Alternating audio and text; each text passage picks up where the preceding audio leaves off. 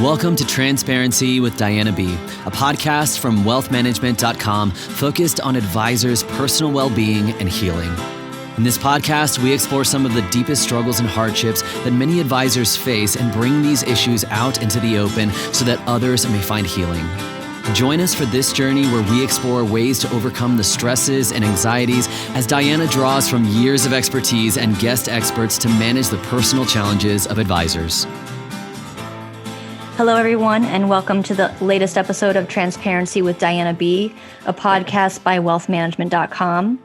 My name is Diana Britton, and I'm the managing editor of wealthmanagement.com. For those of you who are new to the podcast, each episode focuses on a personal development issue facing financial advisors and financial services professionals.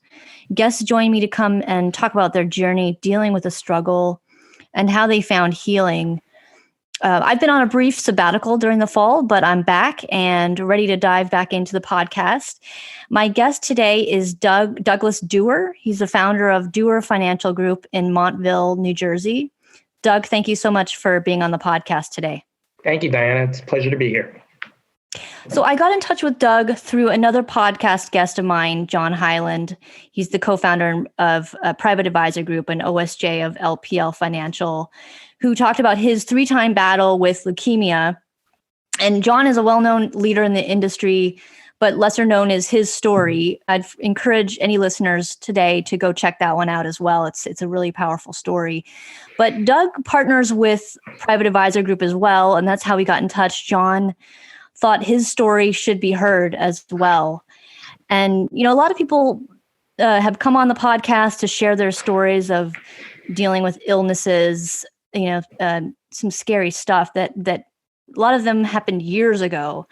But Doug, your struggle is a little fresher than that. You were diagnosed with lymphoma, a cancer of the lymphatic system, in February of last year, right? That's correct. This past February, yes. Yeah, just before COVID sent us all into lockdown. So tell us a little bit about what led up to the diagnosis. Well, my diagnosis was a little unique, that it took quite a bit of time to finally be realized. I'd been having some issues, some minor, more or less skin problems for about 3 or 4 years prior to my diagnosis. And I was going to a dermatologist for that entire time, trying to deal with these issues. And no matter what she would try, things would not seem to improve or get better for me. And we tried various things, different steroid creams, things along that nature. And she was baffled that nothing was getting better. Well, about 3 years prior to my diagnosis, I also started to notice that the lymph nodes in my neck started to get enlarged. One day I was just shaving in the morning, and I noticed they started to get bigger. I made an appointment with my primary care physician, went to see him. About a week later, he kind of told me, we'll keep an eye on it. It's nothing to be nervous about. You have bad allergies. It's probably just a reaction you're having. It's the summer. There's a lot of things out here.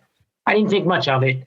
And I was still trying to continue to deal with some of my skin issues. But as time went on, I also pointed it out to my dermatologist, and she also noticed they were enlarged too. And she kind of said the same thing, let's let it be. And that kind of went on for about a year. At the same time, I was going for all my normal annual physicals, blood work, all that kind of stuff. And everything was coming back normal. And nothing was getting better on me. I wasn't improving. My lymph nodes were getting a little larger, and everybody kind of wasn't making that big of a deal. And it went on for, like I said, about 3 years. And finally, last January, I had gone back, or was going back again, to see my dermatologist. And she walked in the room, took a look at me, looked at my most recent blood work I brought in from a physical I had 2 months earlier. It still showed nothing really in regards to that, as far as the lymphoma goes. And she just said, stay here. I'm going to get information for you, but I really can't help you much more. And she came back in. Of course, I was scared for that 5 minutes. And she said to me, look, at this point, I think it's time you go back to an oncologist that she had referred me to the prior year that did some initial tests and nothing came up, and said, I think you go and you get yourself, finally have that bone marrow biopsy you don't want to do and nobody really wants to go through.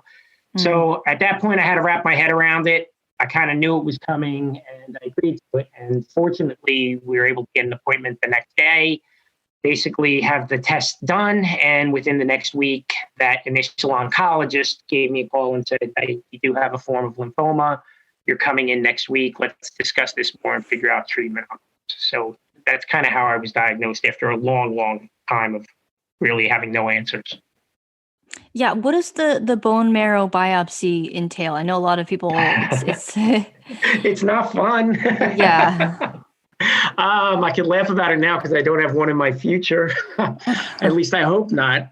Basically, what it entails is the oncologist will realistically stick a needle into, I'm going to say about your hip area. So right above your butt, your lower back area. Mm-hmm. They do a good job of numbing you up and try to warn you that you're not going to feel anything. And I can tell you that the needle they place in you, you don't feel till they hit the bone, and they need to break bone in order to get the bone marrow out. And that's not such a pleasant experience. Oh, God. According to the American Cancer Society, lymphoma is a cancer that starts in cells that are part of the body's immune system. Treatment sort of depends on what type you have. And, we don't have to get into that. What were some of the biggest frustrations that you went through throughout the process of the doctors trying to figure out what was wrong? I mean, it sounds frustrating. Well, I think the biggest frustrations overall were, again, having no answers for so long. I mean, because one of the things that was going on, too, over that 3-year time period was, I wasn't feeling great, I'll say, the last year before getting diagnosed. And it was really starting to take a toll on me. I was getting very tired. I wasn't looking right. My wife kept telling me, there's something wrong.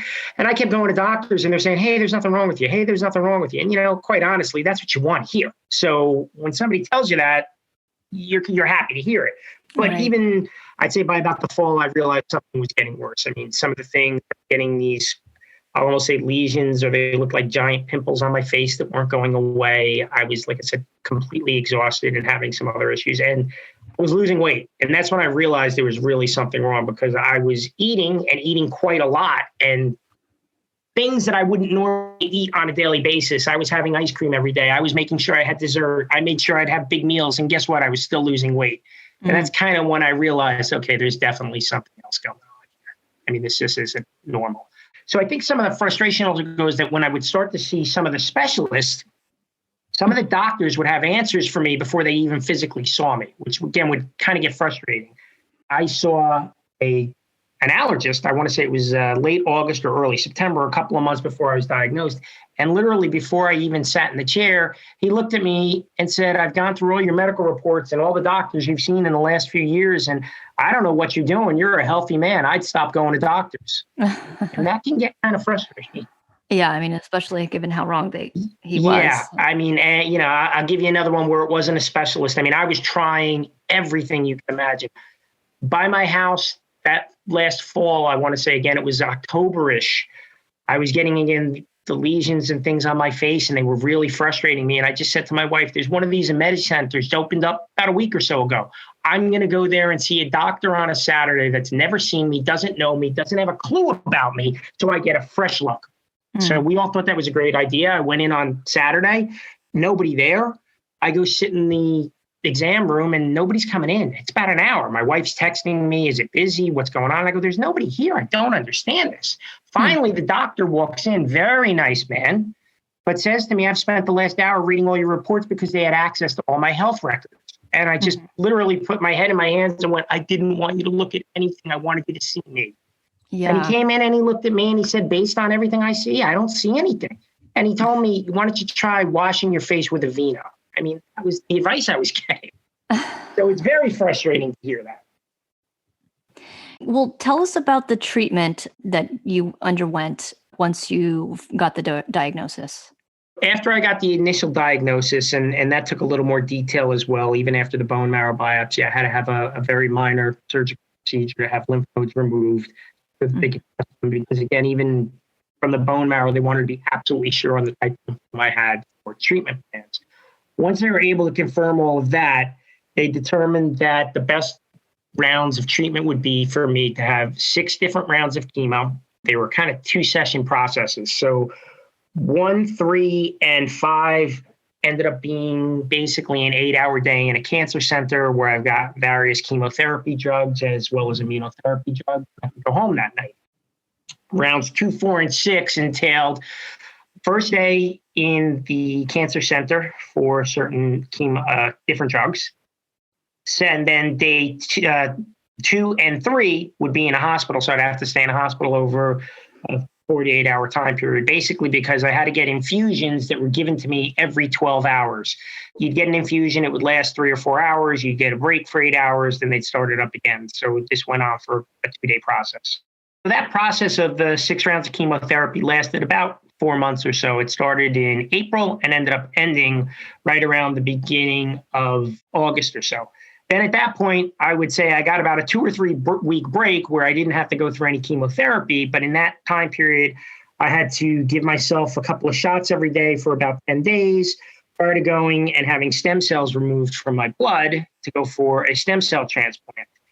Mm-hmm. After those cells were removed, about the 3rd week or so in August, I had about another week where I got to go home and stay home for a little bit. Then I was admitted to the hospital for roughly about 3 weeks when I went through another strong round of chemotherapy for 6 days. And I had the stem cells they removed from me put back into my body. And literally, I just had to recover from the entire process at that point because you're extremely susceptible to getting infections and other problems from your very compromised immune system. Where do things stand now? Are you in remission? Yeah, happily, I could say I've been in remission from about my 4th round of chemotherapy. Right around then, they had to do another bone marrow biopsy, and everything came. I had very few, if any, cancer cells at that point in time, so I was declared in remission then. And I still had other rounds of chemotherapy to go through, which would have killed any remaining or lingering cells. So that was a good thing. And then after the additional chemotherapy I received in the hospital from the stem cell transplant, that would confirm it as well. Since then, I've had a couple other scans and tests and no cancer shows. So I'm in remission at this point, which is a great thing. And really, right now, it's just somewhat of maintenance. And given that I had a stem cell transplant, I've got to get my childhood vaccines again. And that happens roughly over about the next 2 years or so. You've been through quite the ordeal in the last year. During this whole time, you've been managing your practice and keeping your business going. I mean, how did you manage that over the last year? Well, it's definitely been a challenge at times. But one of the good things is I joke with people and say COVID's been a horrible thing for the world, but actually for me in the last year, it probably helped me in certain ways. You know, people went in lockdown, things kind of slowed down a little bit, and that gave me time to kind of organize some things in my practice, get things done, get ahead of things. And that's exactly what I did. I mean, I would just plan ahead. I knew when my chemotherapy treatment would be, and I would plan work around it. I mean, I told pretty much 95% of my clients what I was going through at some point. I mean, there were definitely times when I didn't tell somebody either because of certain things they were going on in their life, or I just couldn't have that conversation today. I mean, there are times when I would have to tell the same story about being ill and not feeling good at the same time 3-4 times in a day. And people are concerned. They want to know more. They want to know details. And there just comes days where you just don't want to talk about it. The easiest way I can put it, you just don't want to discuss it anymore.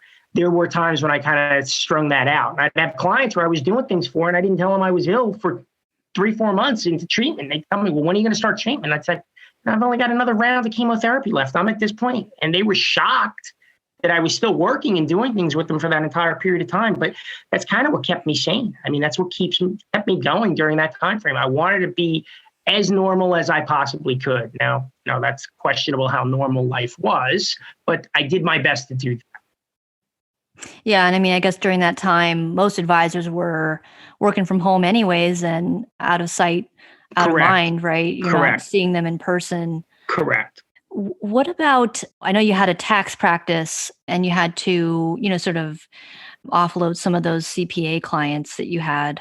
Yeah. So as far as that goes, I do still have a tax practice.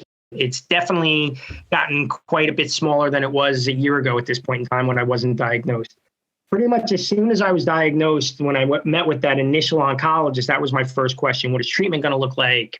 What am I going to look at as far as work? Will I be able to do this? And at that point, he said to me, look, I know you own your own business. I don't want to tell you what to do or what not to do. But I was reading the handwriting on the wall that there was no way I was going to be able to work normally. So I kind of took a step back and I said to him, you gave me the answer. I didn't think you were going to give me do this or do that. So I've kind of been thinking about this for the last week. And I literally went in the next day and I took a look at all my clients that I had, and I kind of separated them into ones where they were tax clients as well as wealth management clients, and they were all on the keep and stay with. And then I had clients where I only did tax preparation for, and I literally went and looked and had friends in the industry that were CPAs, called up a couple of my CPA friends, told them what I was going through and said, could you take on some clients at this point? They all said yes, and I pretty much split them evenly among about 3 different practitioners. And then I made a bunch of phone calls and emails that next week and just said, look, I'm going to be very honest with you. Here's what I was just diagnosed with. I cannot continue to work the way I am. Luckily, it's still only, let's say, mid-February. I did find you somebody else you could use. You could certainly find another CPA if you'd like, but I don't want to leave you in a lurch. And here's who I would recommend. And I think 9 out of 10 actually went with my recommendations from what I can tell, which is a good thing because, you still want to take care of people. We're in a service business. I didn't want to just leave people flat if I had an opportunity to at least help them out as best as I possibly could. Sure. And I bet Private Advisor Group stepped in and helped you as well. That was a huge help. Again, knowing John's story, knowing what he had gone through, and it was very similar to myself as far as John was one of the first people I reached out to. I gave him a call and he kind of laughed because I just said I needed to talk to you about something for work. Didn't explain what it was. And that was, again, beginning of COVID and all that. And it took him a couple of weeks to get back to me. And then when he got back to me and I told him what it was, he said, you should have said that. And it's not me. I don't ever like to focus on myself. He got back to me. He basically said, we're here to help you for whatever you need. And that's basically how it worked. I wasn't at all surprised by that because having worked with Private Advisor Group for a number of years at this point now, they're just such a class act. They're always there to help their advisors in whatever they need, that I was not surprised at all that John said whatever I needed, they'd be willing to help. And it was just a huge load off my back knowing that I could rely on them for anything. Doug, as you were undergoing treatment, it's one of the hardest things I'm sure you've ever had to go through in your life. What were some of the things that were going through your head? How are you feeling during that time? I mean, obviously, you're scared about the one thing you don't want to think about, and that's not being here. Right. I mean, that takes some time to wrap your head around. And as much as I was positive as you could be through the whole treatment process, I'd be lying if I didn't say that doesn't go through your head, especially when you're sitting in a chemotherapy session for 8 hours and you're looking at other individuals going through very similar processes. It's a very scary situation.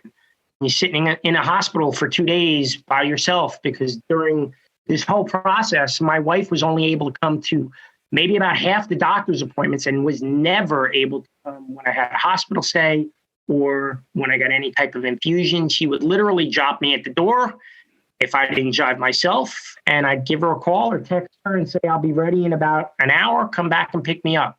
You get a lot of time to yourself, and when you're not in the best places at times, your mind will get you in some pretty dark places, and you just have to try and find a way to fight through it. Luckily, I'm a very faithful individual. I'm a devout Catholic, and I had a very strong faith that I would get through this, and I prayed a lot, and luckily I could say that was the case.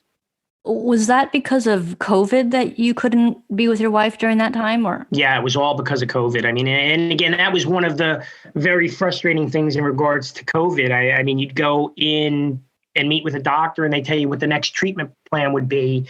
And it'd be, well, we're going to do this, this, and this. And they'd explain it. And they go, well, but because of COVID. And you're like, well, what do you mean because of COVID? And they go, well, your wife can't come with, or because of COVID, you can't do this. So, for instance, when I had my hospital stay for the stem cell transplant, most individuals that go through that, depending upon how they do the process and what your treatment looks like, you may have a short hospital stay, and then you may be able to stay at offsite housing, which my understanding is it's very close to the hospital. I didn't get to see it because as they were explaining this to me, they go, well, because of COVID, and I literally stopped the doctor because at this point I was about 6 months into treatment, and I said, look, I'm going in a month. Is any of this going to change? And they said, no. I said, so don't tell me what normally goes on. What has to go on for me? And that's when they said, you're going to have to stay in the hospital for the entire time, no visitors, no guests, and just deal with this. Difficult, but, like anything, I kind of knew it. And I've learned, I've gotten a little better at this last year. I just tell me something and I'll get through it. I'm not going to be happy that day or that minute you tell it to me. But if you give me, I'll say a night to sleep on it, I'll be able to wrap my head around it, buck up, and just get through it. And that's just all I did throughout the whole process. I'll just somehow I'll find the strength and be able to do it. I know that you met another gentleman who was going through treatment at the time. It didn't work out well for him. No, I mean, I met, so when I was in the hospital, every once in a while, I would joke. I said it was like being in prison, except more like solitary, because you really weren't supposed to leave your room. Out of 3 weeks, I was allowed outside twice, where they would bring us to this little rooftop deck area. One of the 2 days, we were outside for about an hour and a half. I ended up making friends with another individual who was there. And he was going for his second stem cell transplant. He had one a couple of years ago, and he lived about a town over from me. So we had a lot of things in common. We just kind of hit it off, and we were doing pretty well. And I was going to reach out to him in a couple of months after we were both out of the hospital and, again, improving. At that point, that's the way things were going to go. My wife one day, I'd say probably about the end of October, says to me, "Didn't you meet?" And she mentions the man's name in the hospital. And I said, "Yeah, that's him." She said, "Well, I hate to tell you, I'm reading his obituary." And it just, at that point, I was on a high. I was doing really good. I was improving. I was feeling better. I still had to go through some tests saying, I beat this. Everything's great. I was feeling great. And to have one individual that I became friendly with and he didn't make it, it really just knocked me for a loop at that point. It just, it scares you again. You mentioned to me that being a financial planner helped you in a lot of ways to get through this time. How did it help you? When did the planner sort of kick in? I think the planner always kicked in. I mean, I think from the get-go, almost from day one. I mean, even before I was diagnosed and I was always concerned about things, I'd be lining up things in my office. Well, here's different things my wife would need to know about should something happen to me. Here's other things, contact if there was a problem here. Here's things work-related wise where I can plan out. I know this is going to come in March. This will happen in April. I have somebody retiring in June. And I was just lining things up and just kind of planning out more or less, especially when I realized I could work to some extent over this time period. What can I do when? And I would reach out to people to say, hey, we could talk 2 weeks from now. It's not much different than what you would do now, but I was much more organized because I knew my time was very critical as far as I don't have treatment this week, or this is a week before treatment. So I'm going to be the strongest I will be. So I'll be able to put in a little more time and be able to work on this for you. Or we can't even work on this till July. So let's not worry about it yet. But realize I've got it on, it's on my list of things to do. I'll reach out to you at this point and we'll get it done.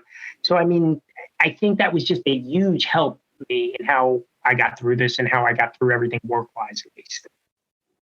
Do you have any advice for other folks who, might be battling serious illness like this, or, have loved ones who are dealing with something similar? Well, I think my first bit of advice would be this. If you feel that something's not right and you've given it some of the normal routes of you've seen your doctor, you've had the annual physical, sometimes push them forward to find out a little more. Because again, doctors see a lot of patients and they make a lot of assumptions sometimes before they even physically see you. I saw that happen a lot to me. So if you're not feeling well and it's been too long and you're not improving, or you see a loved one and that's the case and something's just not right, push the doctor. They don't like being pushed. They don't like being told they're not right. Something I've certainly learned. But you need to do that in order to come down and realize what's wrong with you, to try and get an answer. And then at that point, get the best medical care you can. Go around, go get other consults and diagnosis after you know what's wrong with you. I mean, I saw a couple oncologists before we decided on the one that I went with. We got similar advice from all of them, and then we just made a decision that was best for us and my family. I'm in the New Jersey area. We did meet with Memorial Sloan Kettering, and we decided to not go with them because they have a facility in New Jersey. Then they also said, well, there'll be things once in a while where you'll have to come to New York City. And we were contemplating that. And literally one of the first tests they needed me to do, they said, well, you're going to have to come to New York City. And this was at the beginning of COVID. I looked at my wife and I said, okay, we're done. We're not choosing them, because if the first test was going to be in New York City, I realized there's no way that there'll be a lot more tests than they are really telling me up front. It'll have to be in New York City and things will have to be there. And I just didn't want to have that longer commute. I didn't want to go into Manhattan if unnecessary. And it just didn't seem to make sense to choose that path and use those doctors. Yeah, that's understandable. Well, I hope that you're able to get the vaccine soon. I do too, even though I still don't know anything about timing on that. Yeah.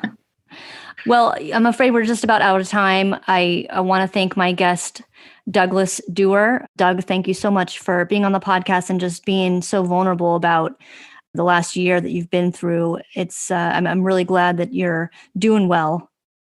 Thank you. Getting through it.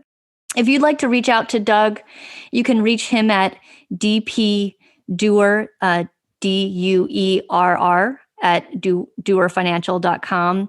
And we'll also put this information in the show notes. If you yourself have a struggle and you wish to share your experiences and help others in similar situations, please feel free to reach out to me at transparencywithdianab@gmail.com. I'd like to thank you for listening to Transparency with Diana B. If you have not subscribed to the podcast yet, please click the subscribe now button below. This is Diana Britton reminding you that where there's healing, there's hope. We'll see you next time. Thank you for listening to the Transparency with Diana B podcast. Click the subscribe button below to be notified when new episodes become available. The information covered and posted represents the views and opinions of the guest and does not necessarily represent the views or opinions of wealthmanagement.com. The content has been made available for informational and educational purposes only. The content is not intended to be a substitute for professional advice. Always seek the advice of your healthcare provider with any questions you have regarding your particular situation.